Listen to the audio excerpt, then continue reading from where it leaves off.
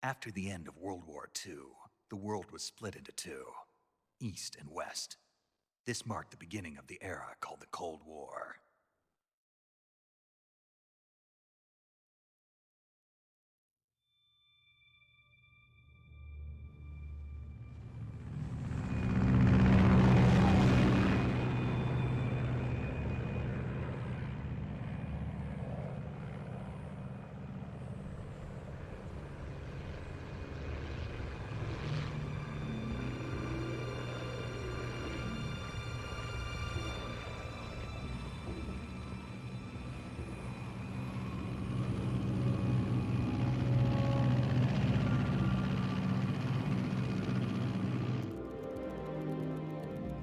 Flying over Pakistan, altitude 30,000 feet. Approaching Soviet airspace. 20 minutes to drop off. Commencing internal depressurization. Equipment check. Arm main parachute. All right. You ready to go? Drop zone still showing a high pressure mass. Cav okay. Good. We've got high visibility.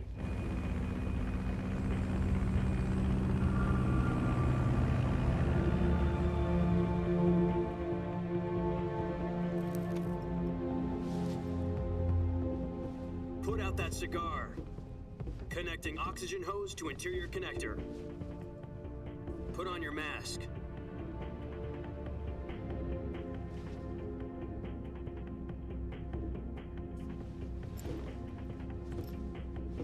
Does this panty waste know what he's doing? Approaching release point. 10 minutes to drop off. Hey, are you deaf? He said put out the cigar and put on your mask.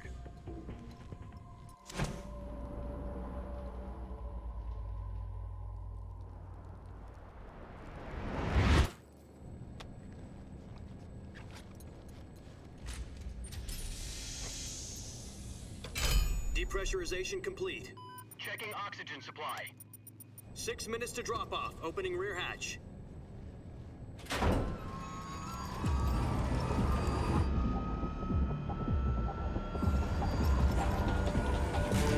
Sunrise.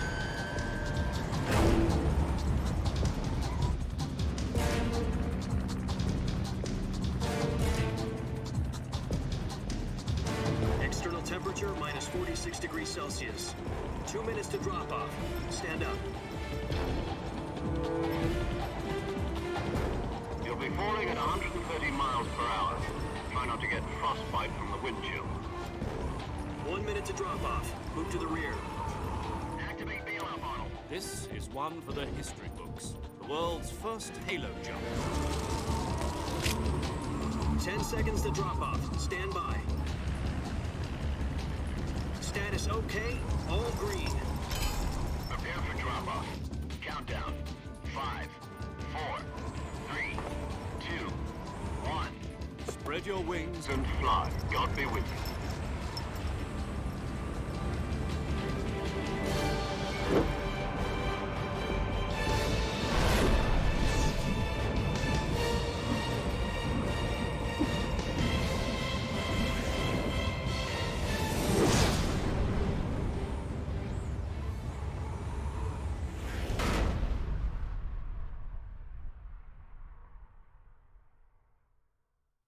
Jack, I've got some important news.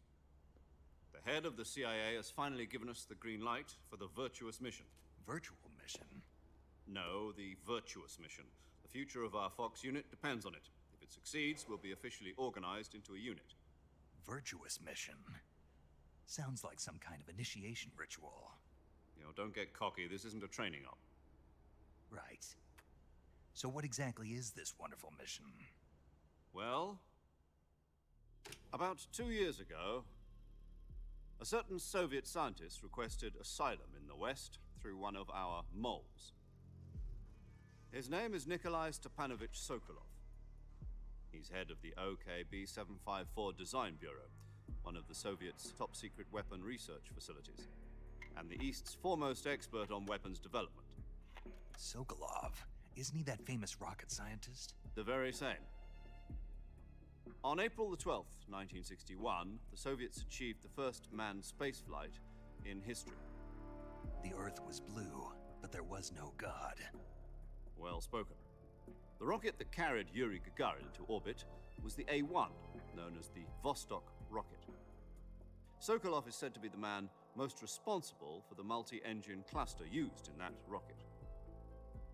After Gagarin's flight, Sokolov left rocket development to become the head of the newly established Design Bureau.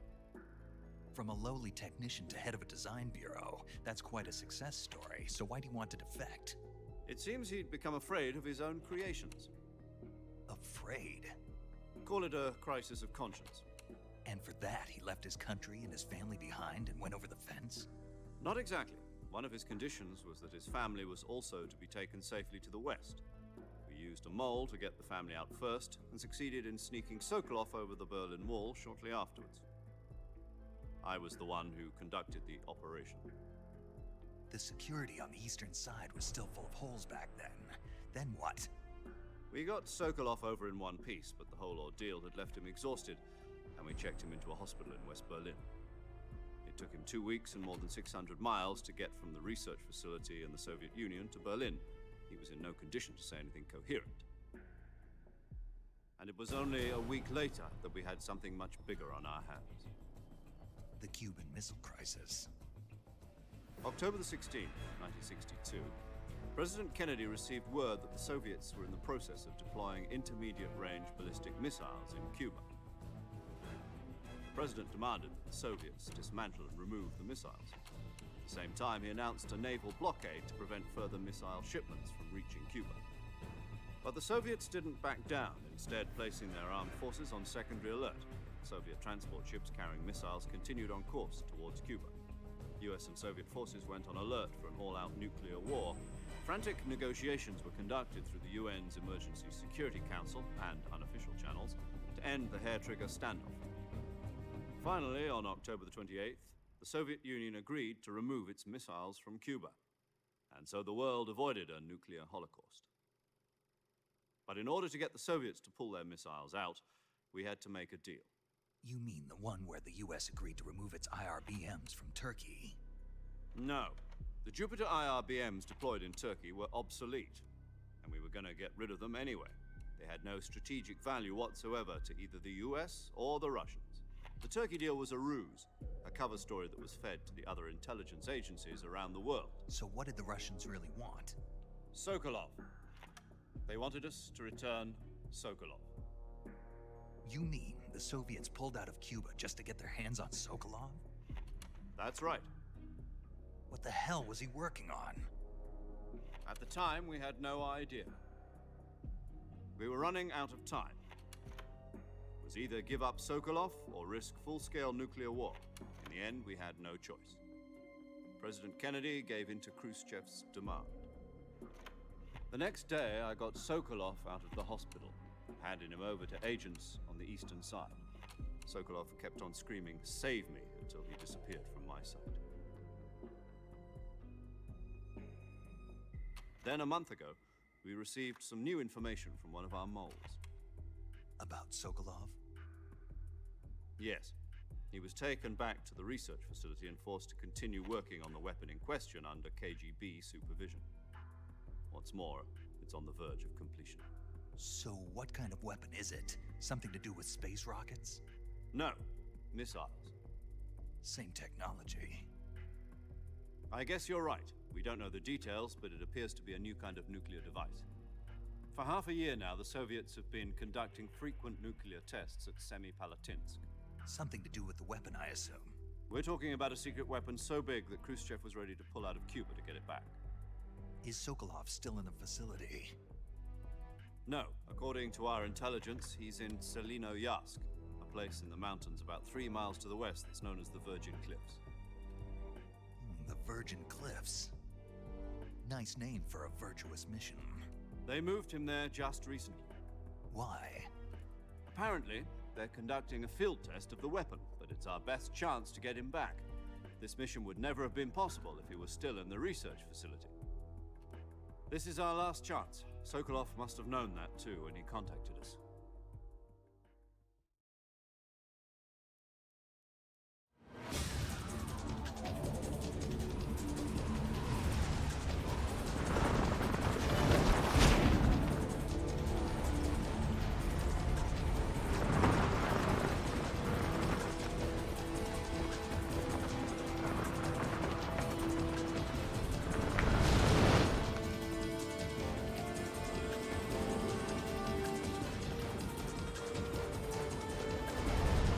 Listen up, Jack. Your mission is to infiltrate Selino Yask in the Soviet mountains, ensure the safety of Sokolov, and bring him back to the West.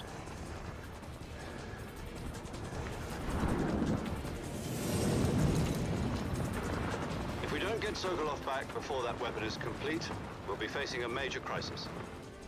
The clock is ticking.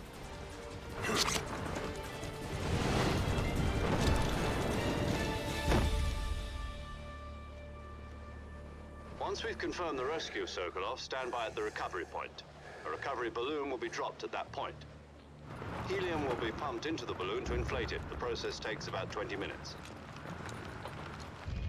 Once it's complete, the gunship's arm will latch onto the balloon and pull it up.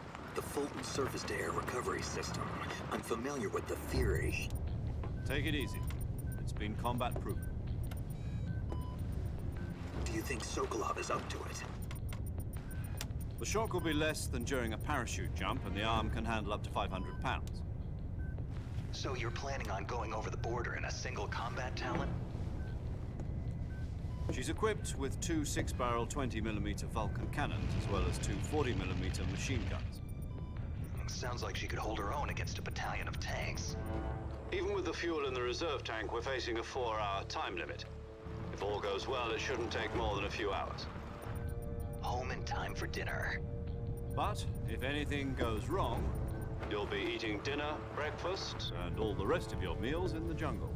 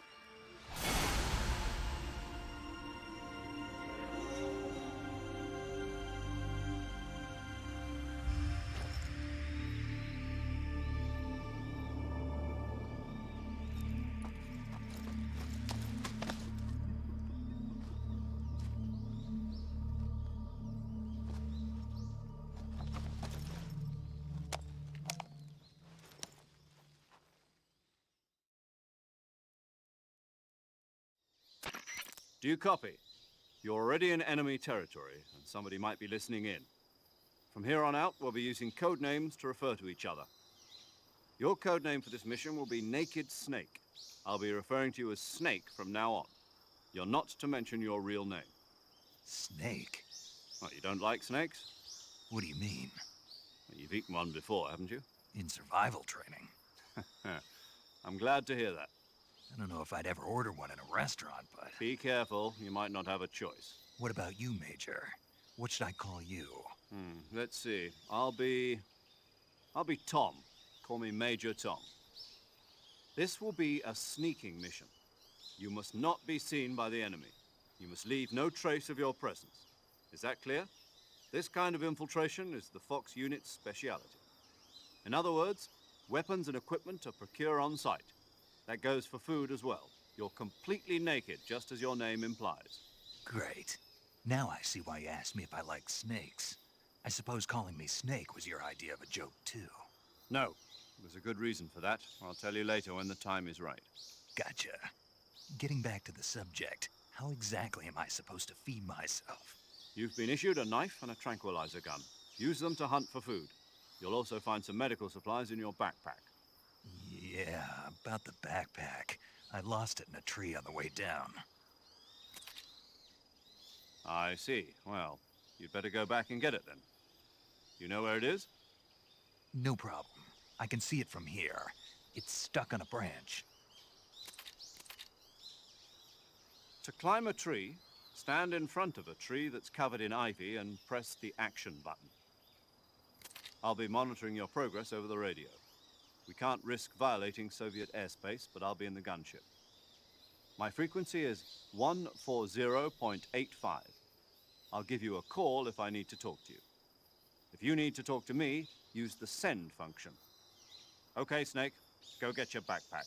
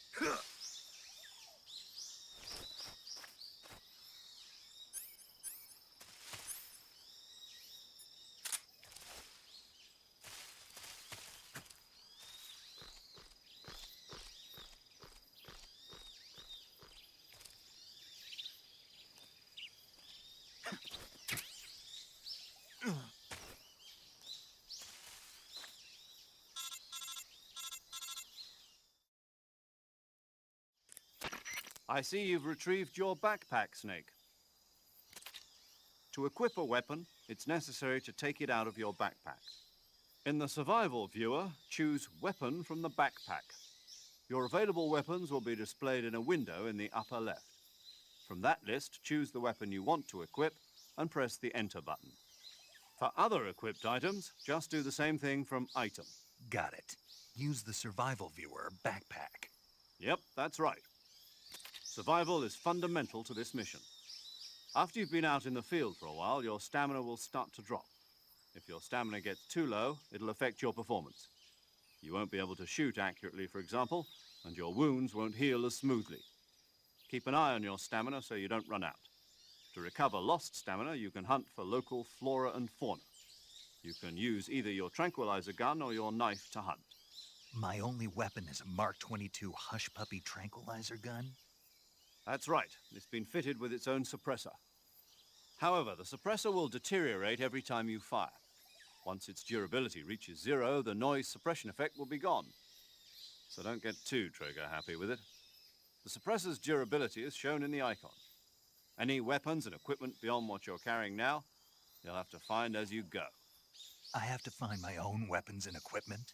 Whose crazy idea was this anyway? Solo covert actions are standard Fox operating procedure.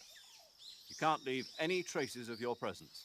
No weapons, equipment, footprints, sweat, or bodily waste. The same goes for bullets and cartridges, too. Your presence in enemy territory is already a violation of international conventions of warfare. There aren't supposed to be any American soldiers in Russia. It could spark an international incident. You can't let anyone see you. You can't let the enemy know you're there. This is a stealth mission. You're a ghost, Snake, in every sense of the word. And there'll be no rescue if you're captured. The military and US government will deny any involvement in the affair.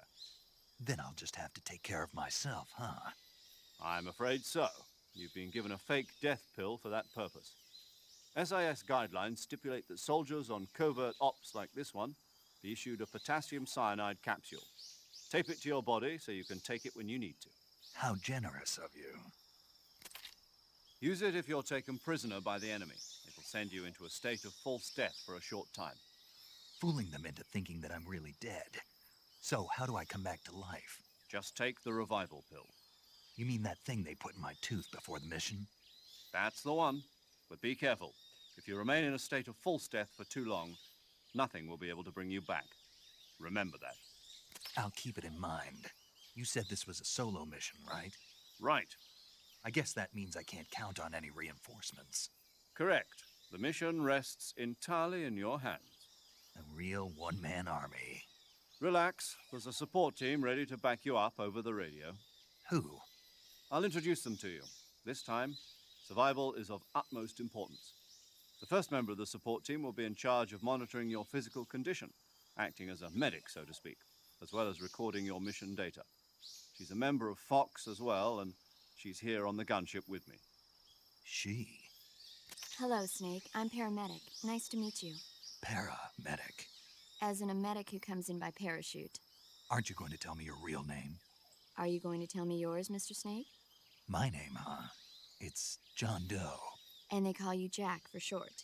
You're a regular Captain Nemo. A name means nothing on the battlefield. After a week, no one has a name. What's your name? Jane Doe. Very funny.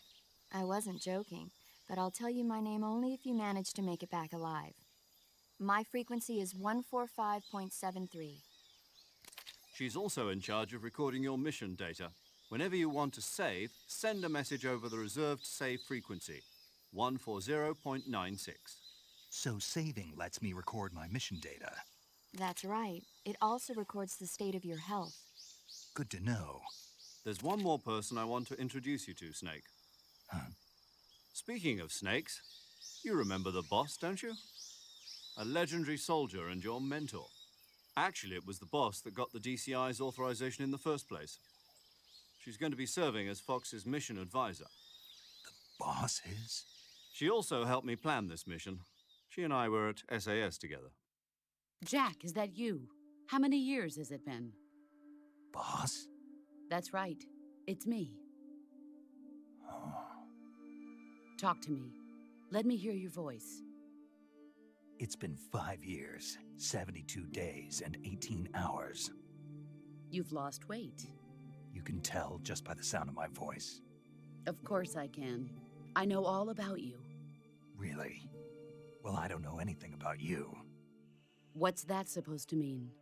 Why'd you disappear on me all of a sudden? I was on a top-secret mission. Hmm. You didn't need me anymore. But there were still so many things I wanted you to teach me. No, I taught you everything you needed to know about fighting techniques. I taught you all I could. The rest you needed to learn on your own. Techniques, sure. But what about how to think like a soldier? How to think like a soldier? I can't teach you that. A soldier needs to be strong in spirit, body, and technique. And the only thing you can learn from someone else is technique. In fact, technique doesn't even matter.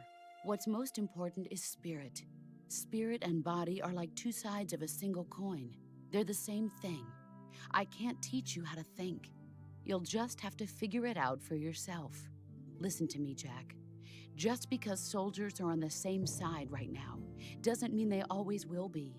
Having personal feelings about your comrades is one of the worst sins you can commit. Politics determine who you face on the battlefield.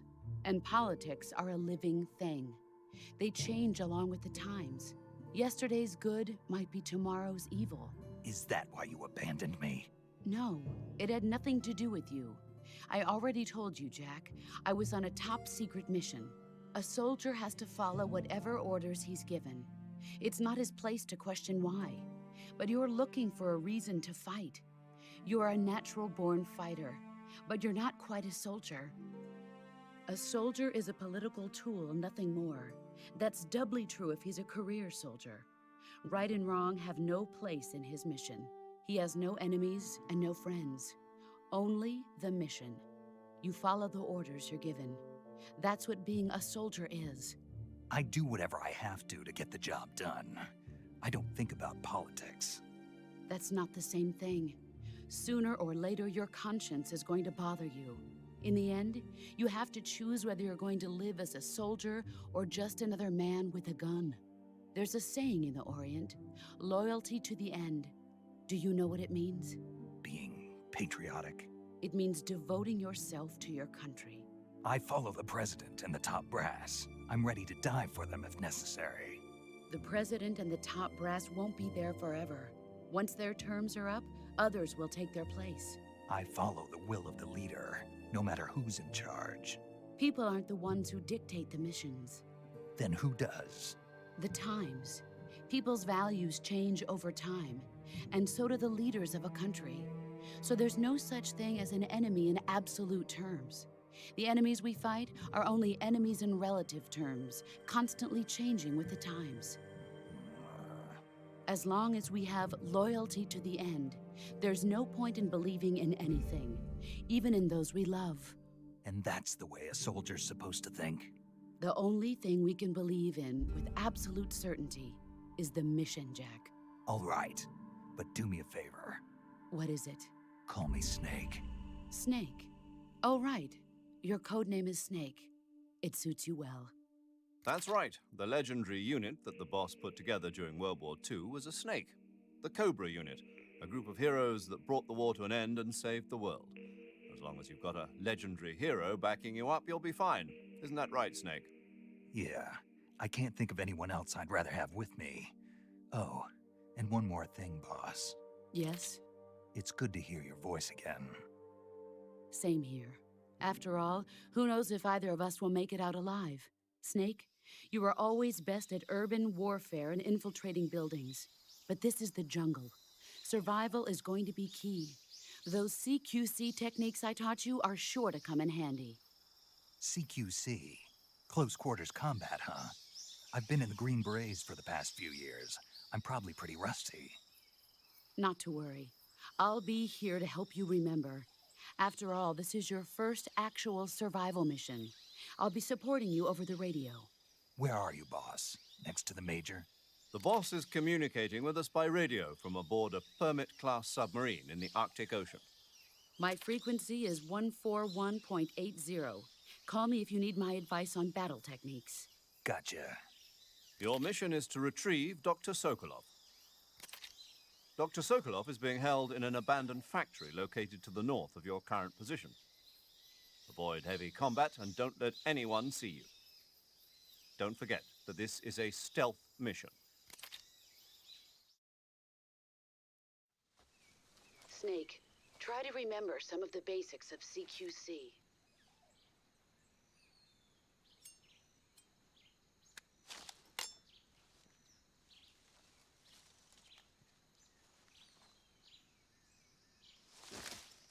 Commencing virtuous mission now.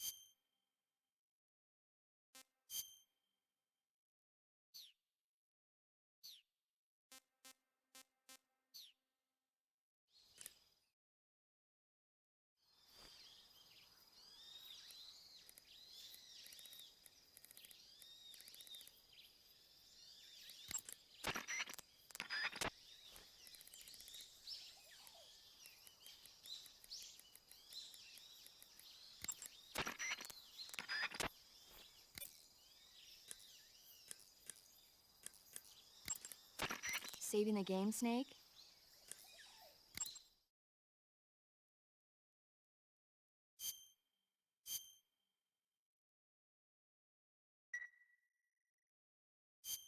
Hey, Snake, you ever heard of Godzilla King of Monsters?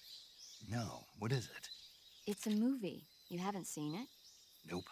It's about this monster called Godzilla who grows to an enormous size in a nuclear test and goes on a rampage in Tokyo.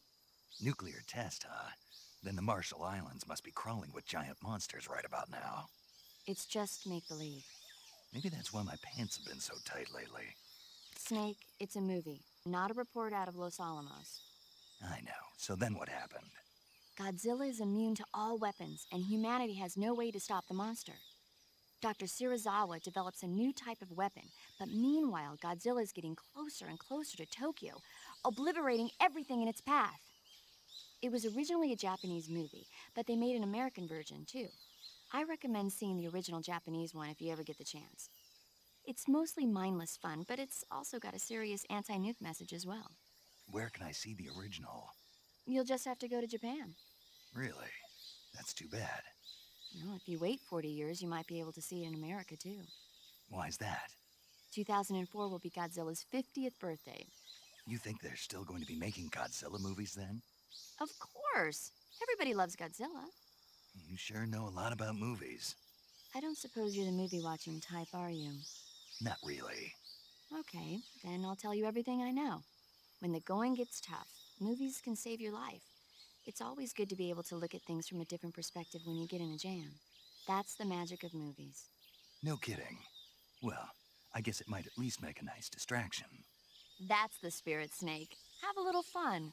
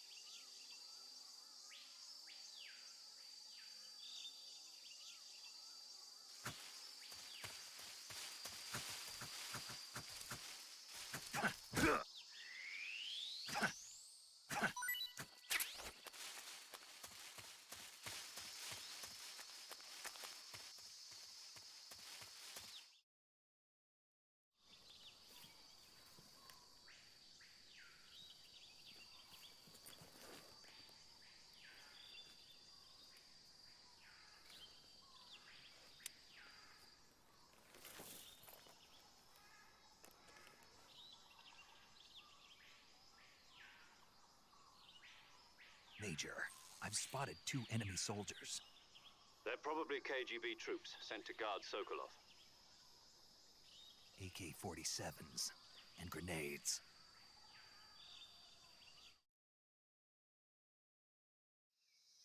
Snake, your presence in Soviet territory is already a violation of international law. We can't let the Kremlin find out that the CIA and the American government are involved. Contact with the enemy is strictly prohibited. Don't engage them in battle either. This is a stealth mission. Got that? The Major is right. The point of this mission is to sneak through the jungle without being seen. The success of the mission depends on how well you use your camouflage. Change your camouflage by selecting Camouflage from the Survival Viewer.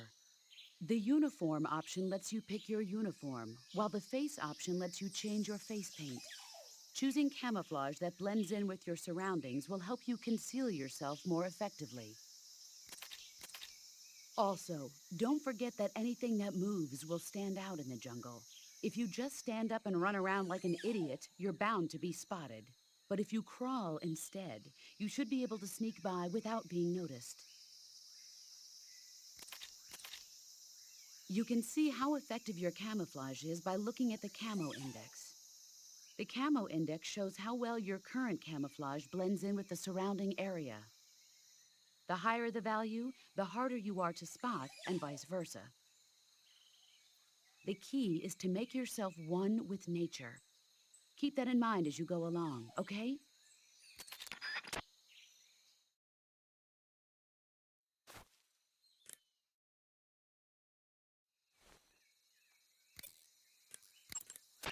Do you want to save?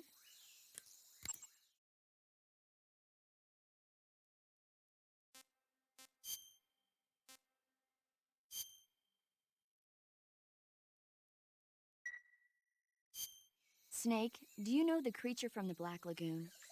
Nope, never heard of it. These scientists are investigating a place deep in the Amazon called the Black Lagoon, and they get picked off one after the other by this fishman thing. And there was this scene when the heroine is going for a swim and the creature sneaks up on her from underwater. Oh, I thought my heart was going to stop. I mean, of course, the 3D effects in It Came from Outer Space were a lot more intense, but It wouldn't be referring to you coming from outer space, would it? how rude! Why do you say that? Because no one on Earth could be as charming as you. Fine, I'll just get to the point, Snake. Be careful of what's around you when you're in the water. Just imagining you swimming in those jungle rivers makes me think of you being attacked by a fishman. I appreciate the concern. Fishmen aren't the only things that'll attack you in the water. Really be careful out there. Okay. And don't be attacking any pretty girls going for a swim, either. Are you calling me a fishman? You started it.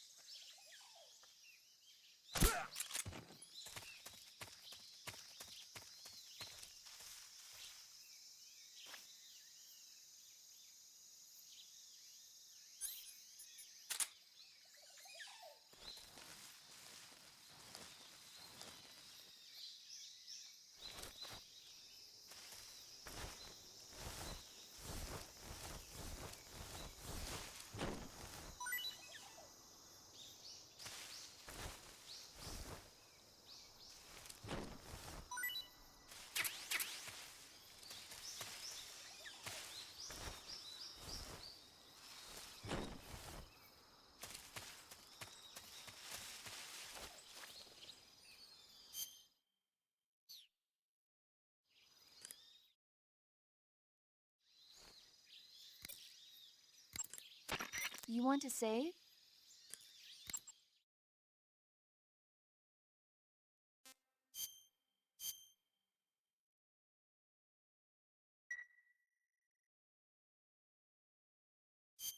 Snake, have you heard of It Came from Outer Space?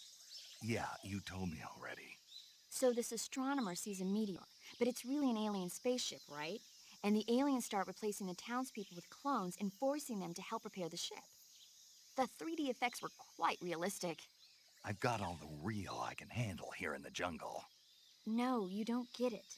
Precisely because it's realistic, with the images jumping out of the screen at you, it makes for a nice escape from reality. I have to admit it made my eyes tired, but it was really intense. Unfortunately, they don't make very many of those movies anymore. When did it come out? I was still in college, so probably about 10 years ago. Guess I'm out of luck then. You know, they're coming out with household versions of video cassette recorders.